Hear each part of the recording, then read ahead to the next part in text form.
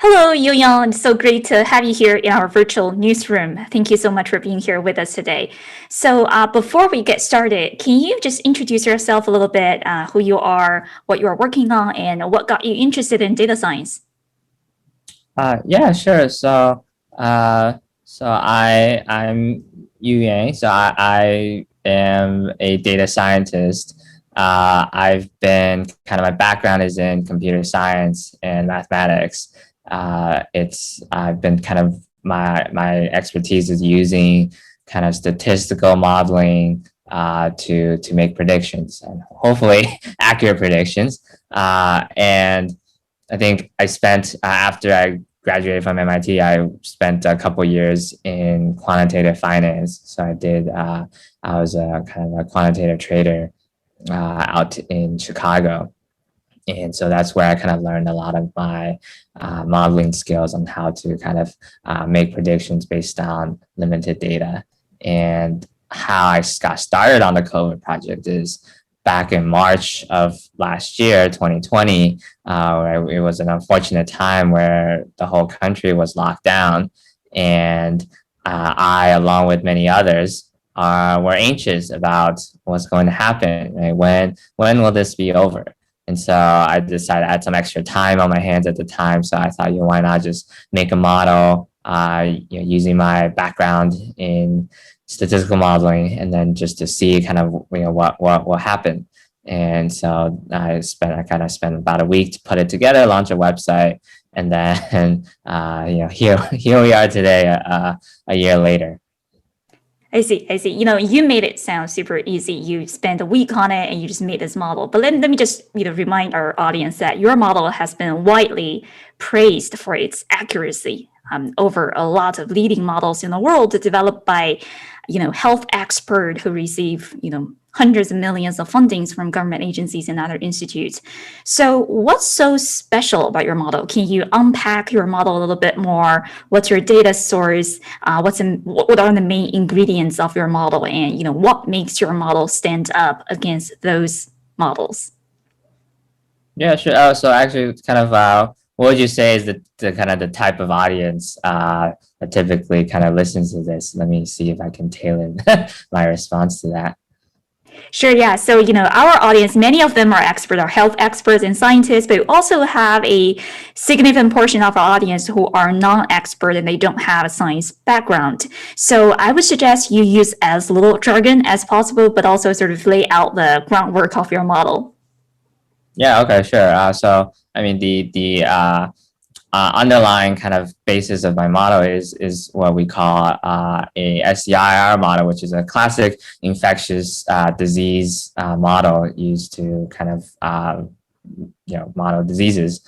But I take a different approach because I don't have an epidemiology background, so I used more what we call discrete time steps. So it's not continuous, but bucketed time steps. And so that's something that is more common in computer science and mathematics rather than in epidemiology. And so I just built my SCRR model using that approach. And then what then made it further unique is that I added a machine learning layer on top of this SCIR model. So this machine learning layer will learn what the best parameters or variables that will make this model produce outputs that matches what is happening in real time. And so what I'm doing is I'm using past deaths to predict future deaths. And so combining all of those together into basically one model allowed me to make these daily predictions on basically a real-time basis. And I think all of that put together is something that maybe may not have been done in the past in the epidemiology field. And so it helped in terms of making accurate predictions. I see, I see. So two questions. First, on data source, you mentioned you use death data mostly, but I mean, there are other data sources that you could potentially use. There's vaccination data, there's hospitalization data. I imagine there are other publicly available data out there. So why do you choose death as your sort of main data source you use to train your model? So back in March and April, the amount of data, the quality of the data that we had was very poor, right? So we had some cases, case data. We had very limited testing data, of course, kind of almost no hospitalization data. And then of course we had death data. The issue with kind of using cases back then was depended a lot on kind of how much you're testing. Some states they aren't testing, but the virus is still very prevalent. And some, so test positivity rate in New York in March was like 40%. So kind of there's really it's not a very good metric, especially when you're kind of comparing state to state in terms of kind of for using cases or testing. So the only kind of the most reliable, I mean, it's still not a very reliable, but it's kind of the best we have at the time was deaths data, because it turns out that like when your illness is very severe and you're near to death, people do tend to get tested a bit more. So it was kind of the most reliable metric from state to state, and so that's kind of the source that I ended up kind of deciding is I think using only past deaths to predict future deaths. And of course now the amount of data has improved significantly. So if I were to restart this model again, then I would probably kind of use a combination of cases, testing, hospitalizations, and also deaths. I see. So here I wanted to briefly talk about your competitors a little bit more. So there were two leading predictors. One is from ICL, Imperial College London, the UK model, and there's also the Washington model. They gave vastly different predictions, and that this has caused some contention over like what's going on with their model. So why do those models give vastly different predictions, and how is your model different from yours from a technical standpoint? So the technical perspective, I'm not too familiar because I haven't really taken the time to study all of the different models. But in terms of outputs, I think kind of we have to understand that a model is at the core, right? It's just a model, and it's as good as what you put into the model. And so there's a lot of, when you build a model, to forecast something as complex as a pandemic, you have to make a lot of assumptions. And so some of those assumptions may be reasonable, some of them may not be reasonable. I think so, for example, the ICL, the Imperial College model, they kind of assumed that if there were no interventions whatsoever, then there would be 2 million deaths in the US. And then, of course, the IHME model, I mean, they assumed that deaths will fall at the same rate that deaths will climb. That's kind of inherently built into the model. So it doesn't matter, kind of what actually has, as we now know, deaths fall much slowly than kind of deaths go up. But of course, the way that they built it, they had to kind of force deaths down at the same pace. And that's why they were only kind of forecasting like 70,000 deaths by summer 2020. And so for me, my job is my goal is to be kind of as accurate as possible. And so that means I have to make realistic assumptions, right? So I can't assume things like no restrictions or no behavior change. I can't assume that deaths would go down as fast as it goes up, right? So I have to kind of make sure that we make as few assumptions as possible and make sure that we're following the data exactly as they are coming out in real time. So I think that's certainly kind of and of course being clear and upfront about any assumptions that I do make, right? I think that's kind of one of the reasons I think my model got kind of the amount of attention it did, is because it was very clear on what kind of it can and cannot do. And so even if, it's not always going to be 100% accurate, but when it's not accurate, you can kind of see, oh, it's because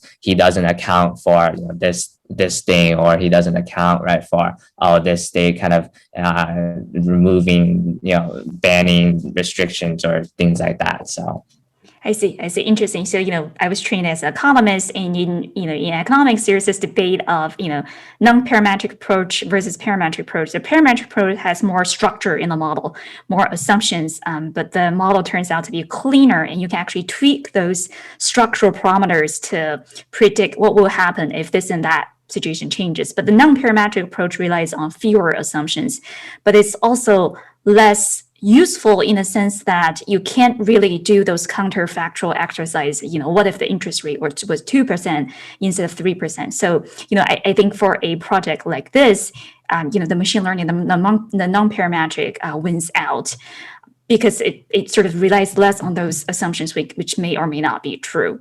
But your COVID project has been a huge success. My next question is, are you planning to take your data analytical skills to your next project, and what currently interests you, in addition to this COVID project? What catches your eye at this point? Well, yeah, I imagine that I will take my data analytical skills to whatever I do next. I probably won't be, say, a professional sports athlete. But in terms of what my next project will be, I it's still too early for me to say, unfortunately, right? Like I am, my model is very good at kind of predicting what's going to happen in the future, but I can't unfortunately predict what I'm going to do next. But I mean, right now my focus is still on COVID and making sure that kind of we see through kind of the end of the pandemic. I think we're kind of at a point where we're just a few months away from kind of being able to return to normal. And then, there's a few more roadblocks along the way, which is kind of like vaccine rollouts, and also kind of the possibility of a fourth wave driven by emerging variants. But that's so my focus on just like kind of those issues, and making sure that we're looking at everything from a unbiased, right, kind of data driven perspective, and of course, removed from all the politics, and kind of focus on what actually what really matters. Interesting. It's interesting you mentioned sort of the end of this pandemic. So can we discuss that a little more? Because I think lots of audience will be interested in knowing when will this all end. So, based on your up-to-date predictions, when should we expect to see the end of all this? When should we expect life to return to normal? I know there are moving parts, but tell us what the moving parts are, and what's your most optimistic versus pessimistic prediction? So I've been spending the past kind of 2 months kind of trying to, see forecast kind of when we would be kind of expected to go back to normal. And kind of all the data and evidence from a high level kind of suggests that we'll be able to do that by this summer. There's kind of, unfortunately, there's kind of a lot of different responses if you ask kind of people. I know, like, for example, our past president has suggested that COVID is already over, and then our current president last week said that we may not even be able to return to normal until Christmas. So then you basically have these two extremes, and so I'm just looking at the data and saying, by this summer we're going to have a vaccine where anyone who wants a vaccine can get a vaccine. And this vaccine will be able to effectively eliminate severe illnesses, hospitalizations, and deaths. The vulnerable population will long have been able to get vaccinated if they choose to. And so at that point, hospitalizations and deaths will likely be at negligible levels. And so kind of considering all of that, right, there should, in my belief, right, there should be no reason why we cannot return to normal by the summer. And I know there's a lot of talk about kind of, like when we will reach herd immunity, and we might not reach herd immunity until fall and things like that. But I think again, by summer things will return to normal, right? Like regardless of whether or not we have herd immunity. I think that the end goal, right, the goal that's important to note is that, right, like we have the widespread availability of a vaccine that eliminates severe illness and deaths, right? So as soon as we get to that point, then that would set the bar to kind of reopen everything and get back to normal. I see. So yeah, so we'll take our word for it, and like by the end of summer, we'll check back with you and see whether that prediction was accurate. But final question of the day, I wanted to talk a little bit about your own career trajectory. So as you mentioned, you were trained as a mathematician and a computer scientist, a data scientist, but you also had a brief career in the finance industry. Tell me a little more about sort of the choices among those career paths that you've taken in the past. Are you going back to finance industry anytime soon? I imagine that's a little different from your life as an independent data analyst now. So where do you actually see yourself in the future?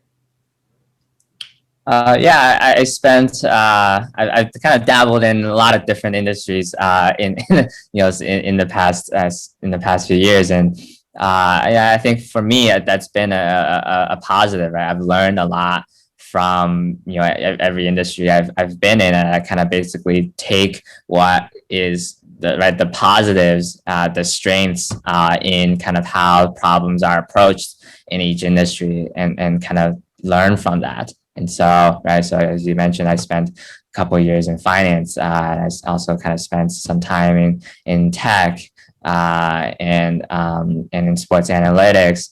And so, when I was in finance, right, like my goal was to build a model that can predict the markets. And so, of course, the markets have some very noisy data, right? And so we had to be able to kind of find the signals from all of the noise and kind of take a lot of approaches for doing that. And so now I come to the infectious disease modeling, and it's the same problem, right? We have a lot of data.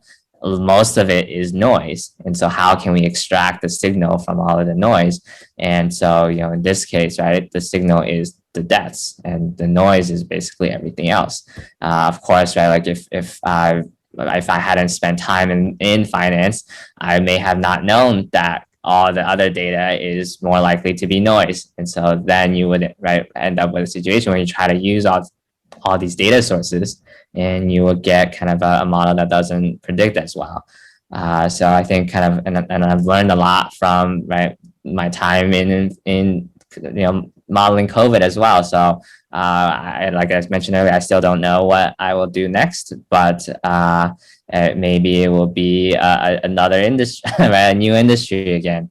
But I think for whatever I end up doing, I hope to kind of take all of the lessons that I've learned in the past and kind of apply it to my next project. I see. So I also wanted to talk a little bit about the media attention you have received, during the process of your COVID project. Was it unexpected? Does it feel weird to gain so much media attention, as young as you're 27 years old, right? How does it feel to be at the center of the limelight, so to speak?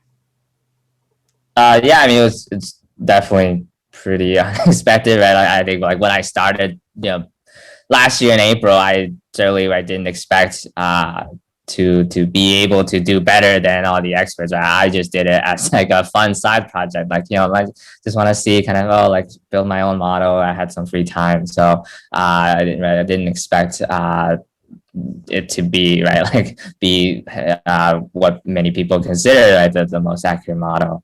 So I'm certainly kind of flattered by that, and I'm also grateful for all the scientists and experts and researchers who they kind of dedicated their past year to helping us understand this disease, this virus, and their work has certainly kind of influenced my work as well. And kind of the media attention recently is also surprising, though, because it talked about my work from last year. It's been almost a year. So I guess I was just kind of surprised because why all of a sudden now we're talking about the work that I did last year. I mean, if anything, I would have expected it kind of last year. So I'm just trying to do my best to kind of get my message out, which my goal has always to be unbiased, unpolitical source of information and analysis. And so, I certainly appreciate all of the attention. And so I'm going to, do my best to make sure that, the people who are following me now, who are watching me now, kind of get the information that that comes from a unbiased kind of impartial perspective, and hopefully that will kind of help better better their judgment on kind of what to expect looking forward. I see. It's a fascinating conversation. So now your model is not only on your website, it's also featured on the CDC website. So, many people can view them and use it to sort of inform their decision on how to deal with the pandemic within the family setting, also within their community setting. So thank you so much, Youyang, for your service. And thank you so much, Youyang, for this great interview with us. And good luck with your next career move, and let us know where you're headed next step. We can't wait to hear more from you. Thank you so much. Thank you, Youyang. Yeah, no, thanks, Lizzie, for having me here. Hopefully that was helpful. Yeah, that was great. Thank you so much. Have a good rest of the day. Bye. All right. Bye.